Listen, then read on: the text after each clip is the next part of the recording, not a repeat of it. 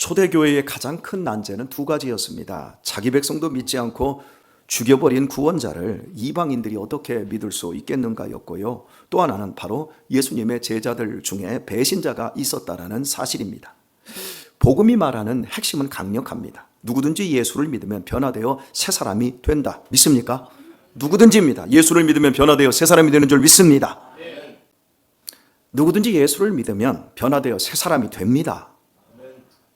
그런데 예수님의 제자로 3년 동안 함께 먹고 자며 기적을 보고 말씀을 들었지만 끝내 믿지 않는 사람이 있었습니다. 가장 가까이 있었던 제자가 변화는커녕 도리어 예수님을 팔아버리는 배신자로 끝났다는 사실은 가장 큰 기독교의 시험거리이자 배척거리입니다. 예수님 제자도 저 모양이고 저런데 누가 복음을 믿겠어? 이 말보다 더 큰 복음의 회방이 없습니다.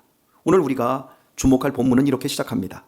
예수께서 이 말씀을 하시고 심령에 민망하여 증거하여 가라사대 내가 진실로 진실로 너희에게 이르노니 너희 중 하나가 나를 팔리라 하시니, 여기에서 민망하다고 할 때 이 단어는 어색하고 부끄럽다라는 뜻이 아닙니다. 민망하다라는 단어는 헬라어로 타라소인데 이것은 잔잔한 호수에 거대한 바위가 떨어져 물이 요동치는 상태를 말합니다. 배를 뒤집어 버릴 만큼 물이 거세게 움직이는 것을 의미합니다. 예수님의 마음이 지금 고통과 답답함으로 소용돌이치고 계시는데 무엇 때문이었을까요? 십자가의 공포 때문이었을까요? 채찍이 두려워서였을까요? 사람들에게 침뱉음과 뺨을 맞을 것 때문에 그랬을까요? 아닙니다. 주님을 그토록 아프게 한 것은 외부의 적이 아니었습니다. 바로 지금 식탁에 함께 앉아 밥을 먹고 있는 사람, 3년 동안 함께하며 사랑을 주었던 한 사람, 그러나 변화되지 않고 끝내 배신의 칼을 품고 있는 내부자 때문이었습니다. 내가 진실로 진실로 너희에게 이르노니 너희 중 하나가 나를 팔 것이다.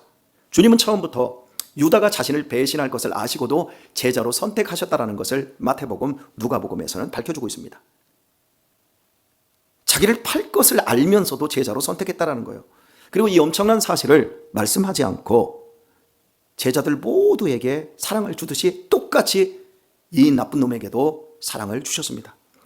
지난주에 살펴보았듯이 발꿈치를 들었다고 한 성경을 이루도록 허락을 하신 겁니다. 그렇다면 여러분, 끝까지 숨길 수도 있는데 그런데 왜 마지막 순간에 너희 중에 한 사람이 나를 팔 것이라고 하는 배신자가 있음을 드러내고 있는 것일까요? 그것은 지금 이 순간이 바로 가룟 유다에게 주어진 최후의 기회였기 때문입니다.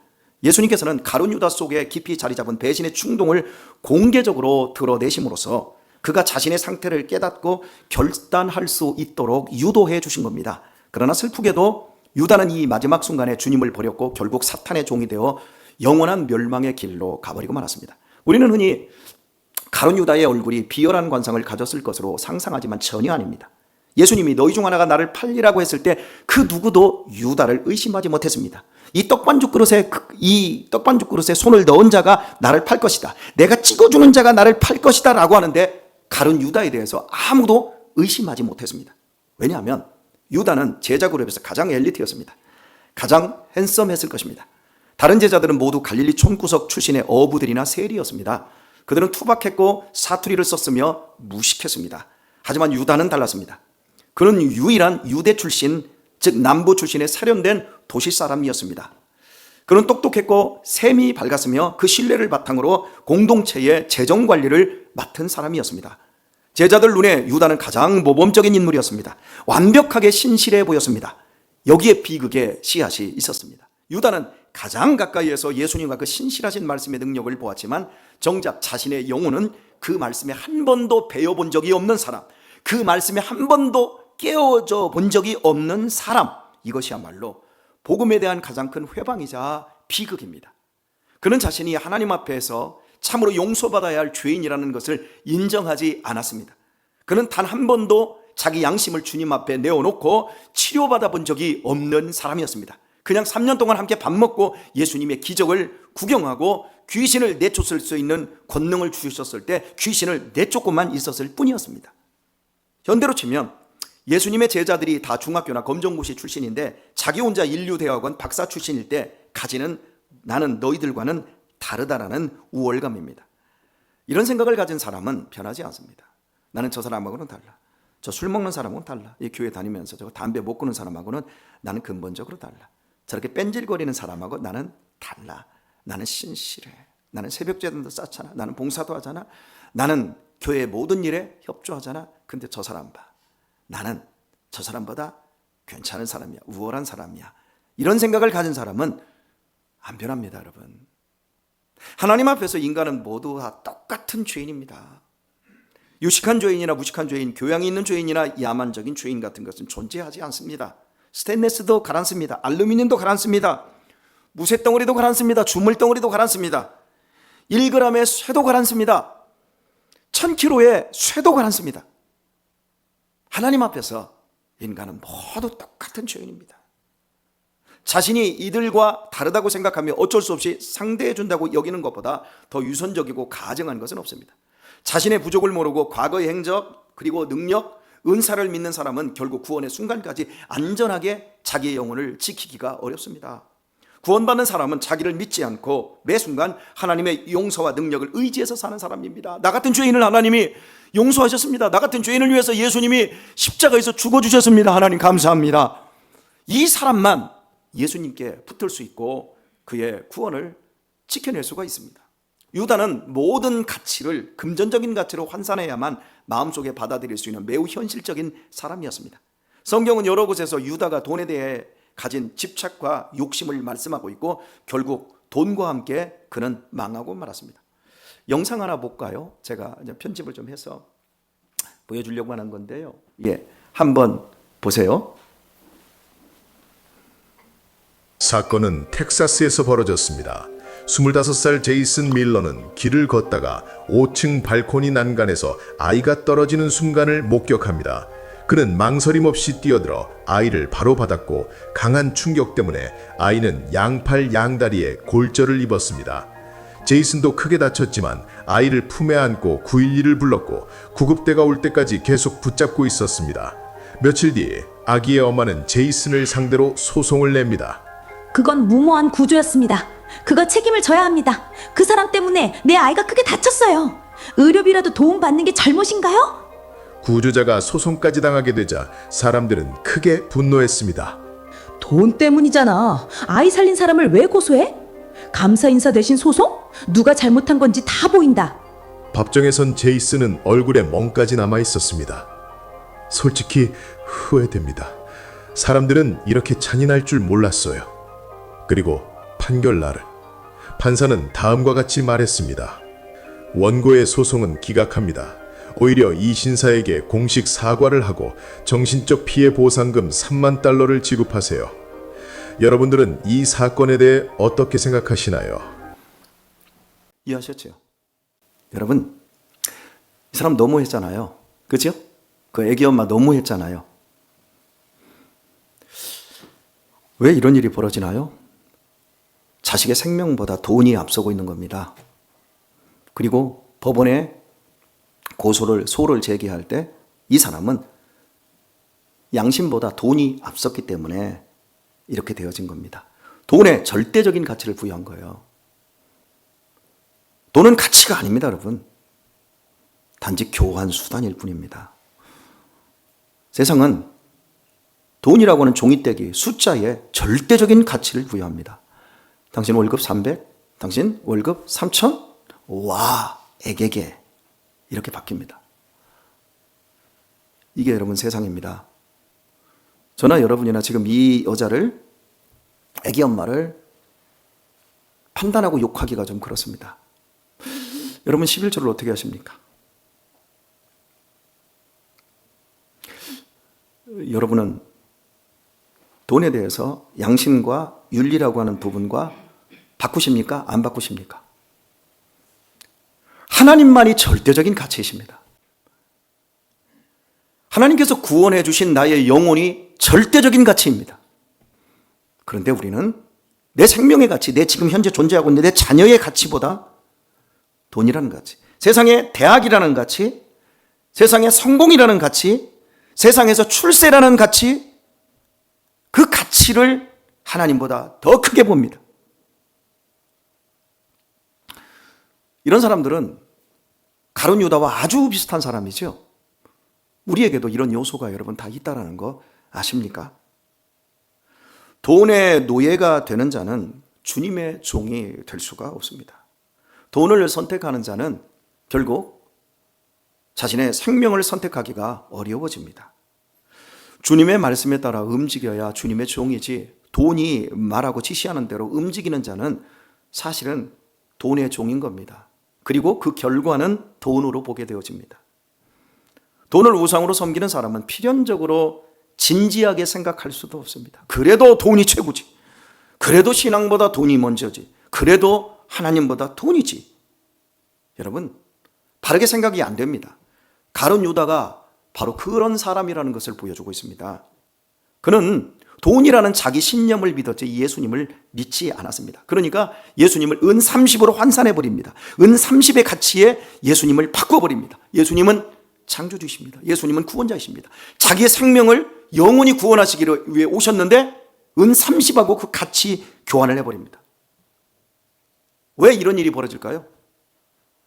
유다가 미련해서가 아니라 유다가 너무 똑똑하기 때문에 그렇습니다. 유다에게는 자신이 기대하는 메시아상이 있었습니다. 로마를 뒤엎고 정치적 해방을 가져다줄 강력한 왕, 그분이야말로 메시아인데, 그러나 예수님은 십자가를 지고 죽겠다고 하는 겁니다. 자신의 기대와 다른 예수님을 그는 받아들일 수가 없었습니다.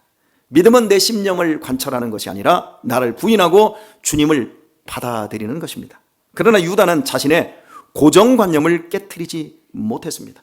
자기 식대로 믿는 사람이기에 그는 예수님을 믿을 수 없었습니다. 제가 우리 김동철 장로님하고 저하고 우리 최필구 장로님하고 셋이 지금 하나님을 믿습니다. 믿는데 여러분, 같은 하나님을 믿는 줄 아세요? 다른 하나님 믿습니다. 물론 이렇게 말하고 싶을 겁니다. 성경이 말하는 하나님을 믿는다고 말할 겁니다. 맞습니다. 성경이 말하는 하나님을 믿습니다. 그러나 내 안에는 자기 표상이라는 게 있습니다. 내가 경험하고 내가 어려서부터 관습적으로 살아온 내 환경 속에서 내가 하나님은 이럴 것이다 라고 하는 자기 표상식의 하나님을 믿습니다. 다 다릅니다.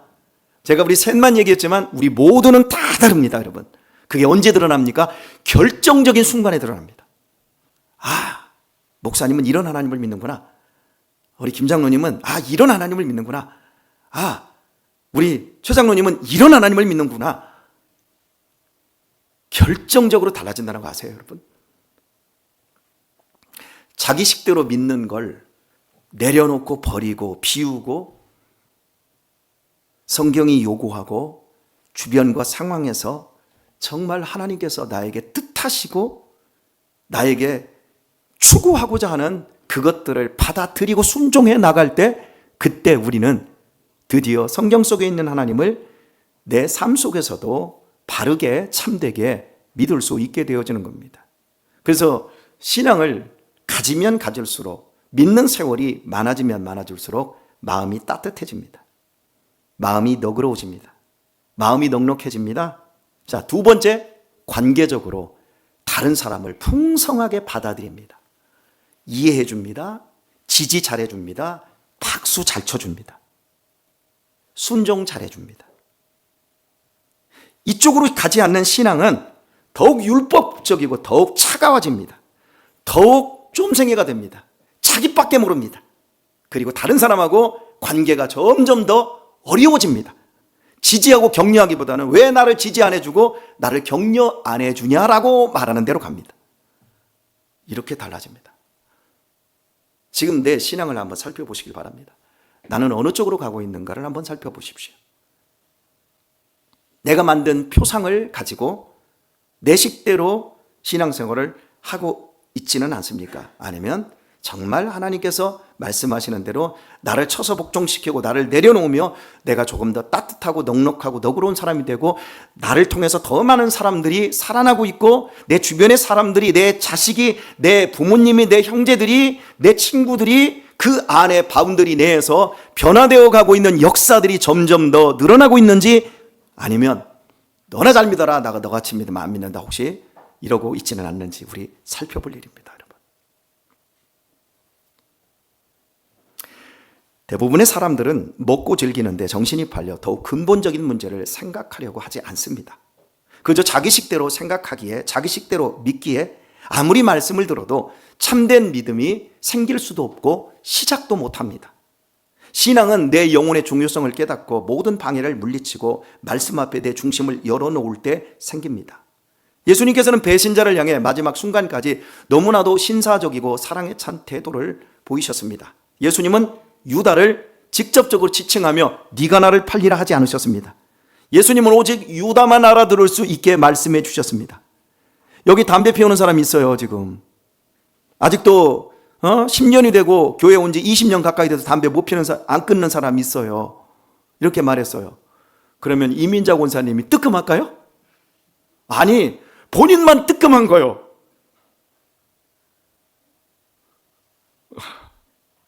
오늘 뜨끔하신 분들, 나 설교 못 듣겠다. 오늘 목사님 나 또 치네. 그러지 마시고 그냥 예를 든 거예요. 아셨어요? 예전에 스펄전 목사님 꼴초였습니다. 인류 역사가 나온 최고의 황금 마우스를 가졌던 스펄전 목사님이 꼴초였다고요. 강단에 올라가기 전에 담배부터 피우고 올라가셨다고요. 그들의 문화였어요. 그건 지금도 미국에 있는 목사님들, 정말 경건한 목사님들, 책 많이 쓰신 목사님들 지금도 담배 피우세요. 그러니까 담배 피워서 천국 못 간다, 그건 아니에요. 이해되셨어요? 네. 그러니까 교회 나오시라고요. 에이씨, 때려치운다 이러지 마시고. 김윤정 집사님 잘 설득해요. 난 누구라고 얘기 안 해서 침묵 못해.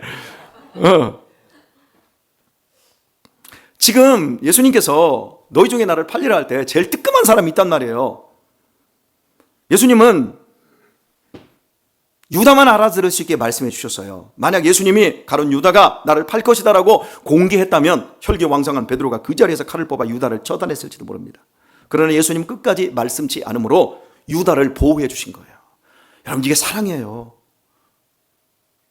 나 있잖아, 너만 알아? 누가 이렇더라 그러지 말고 예수님이 알았단 말이에요. 이거 잘해야 될 일이에요. 정말 지혜롭게. 있잖아, 비밀이잖아. 자기만 알아? 비밀 없어요. 그렇게 돼요. 내 속에 담아놔야 그게 진짜 비밀이 되지. 아마 여러분 경험 많이 하셨을 거예요. 예. 제자들은 서로 의심을 했지만 누구인지는 알 수가 없었습니다. 이것은 예수님의 놀라운 배려이자 전략이었습니다. 유다의 프라이버시를 지켜주심으로써 그가 외부의 압력이나 비난 때문이 아니라 스스로 양심의 소리를 듣고 결단할 수 있는 마지막 기회를 주신 겁니다. 유다야, 나는 다 알고 있어. 네가 지금 무슨 생각을 하고 있는지, 그러니 제발 그 생각을 좀 멈춰라. 너는 지금 죽을 생각을 하고 있는 거야. 너는 영원히 파멸할 생각을 하고 있는 거야. 내가 다 안다니까. 내가 하나님이야. 내가 너 사랑해. 내가 너를 구원해 주고 싶어. 이것은 정죄의 선포가 아니라 벼랑 끝에선 제자를 향한 스승의 피 끓는 호소였습니다. 너희 중 하나가 나를 팔리라. 이 말씀을 들은 제자들은 자기 자신을 의심하는 분위기였습니다. 특히 베드로는 더 자신이 없었는지 주님 가까이 있던 요한에게 누가 배신자인지 알아보라고 머리짓으로 속삭였습니다. 요한이 주님께 그 사람을 물었을 때 주님께서는 그 떡 한 조각을 소스에 찍어 가룟 유다에게 주셨습니다. 당시 빵에 소스를 찍어주는 행위는 아주 귀한 애정의 표시였습니다. 유대 관습에서 식사 중에 빵을 소스에 찍어 누군가에게 직접 주는 것은 최고의 호의와 애정, 존중의 표시입니다. 아무런 허물이나 꺼리낌이 없는 표시입니다. 저는 집에서 우리가 밥 먹을 때 웬만하면 덜어서 먹지 않습니다. 된장찌개는 우리 6 식구가 그냥 가운데다 투가리에 딱 놓고 그냥 퍼서 먹습니다. 아버지 좀 덜어서 먹어요. 그냥 먹어. 우리는 가족이야.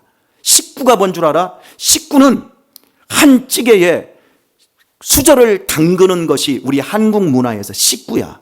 당신하고 나는 전염병이고 뭐고 간에 공동의 운명체입니다. 이게 밥 먹는 우리 한국 문화의 가장 중요한, 당신하고 나랑은 아무런 꺼리낌이나 아무런 분리가 되어 있지 않습니다. 하나입니다. 소스에 떡을 찍어서, 빵에 떡을 찍어 소스를 찍어서 딱 주는 행위는 너는 나의 자식과 같아. 내 가족이야. 예수님 지금 배신자에게 저주를 주신 것이 아니라 사랑을 건네신 것입니다. 예수님의 눈과 유다의 눈이 마주치지 않았을까요? 자, 받아라. 찍어서 줄 때 여러분 이 떡을 봅니까? 얼굴을 봅니까? 눈과 눈이 마주쳤을 겁니다. 그때 예수님은 눈으로 너에게 지금 마지막이다. 나는 너를 지금도 여전히 사랑한다. 예수님의 손에 들린 그 빵, 그것은 유다에게 건네는 마지막 생명줄이었습니다. 유다야, 아직 늦지 않았다. 이 떡을 받고 네 마음을 돌이켜라. 나는 너를 여전히 사랑한다. 나는 너와 함께 천국에서 영원히 살고 싶단다. 이 순간 유다의 내면에서는 엄청난 전쟁이 일어났을 것입니다. 아셨구나. 내 계획을 다 알고 계셨어. 어떡하지? 지금이라도 무릎 꿇고 용서를 빌까? 아니야, 이미 늦었어. 만약 유다가 그 떡을 들고 주님, 제가 죄인입니다, 저를 살려주십시오 라고 했다면 역사가 달라졌을 것입니다. 그는 베드로보다 더 위대한 사도가 되었을지도 모릅니다. 유다는 그 떡을 덥석 받았습니다. 그리고 성경은 기록합니다. 조각을 받아놓고 사단이 그 속에 들어간지라. 유다가 이 떡을 받은 순간 그의 마음속에는 분명 갈등이 일어났을 것입니다. 그러나 그가 그 갈등을 누르고 돌이키기를 거부했을 때 그의 마음은 사탄의 지배를 받게 되었습니다. 떡을 먹고 회개하지 않았을 때 유다의 마음은 놀랍게도 평화로웠다고 할 수 있습니다. 왜냐하면 이미 사탄이 그의 마음과 일치되어 버렸기 때문입니다.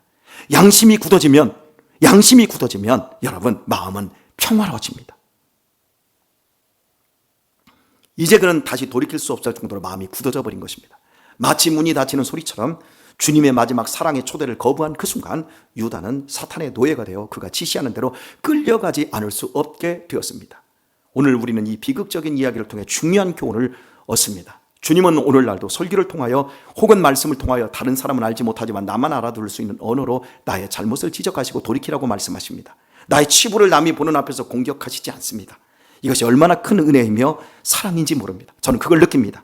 하나님께서 사람들 앞에서 또 회중들, 나랑 가장 가까이 있는 사람들 앞에서 내 치부와 허물을 드러내놓고 공격하신다면 저는 목사를 못할 것 같습니다. 저는 아버지 노릇을, 남편 노릇을 못할 것 같습니다. 그런데 하나님은 제 양심에만, 제가 살아오는 날 동안에 제 양심에만 항상 말씀으로 소곤소곤 말씀해 주셨습니다. 그래서 저는 오늘도 이 자리에 있을 수 있습니다.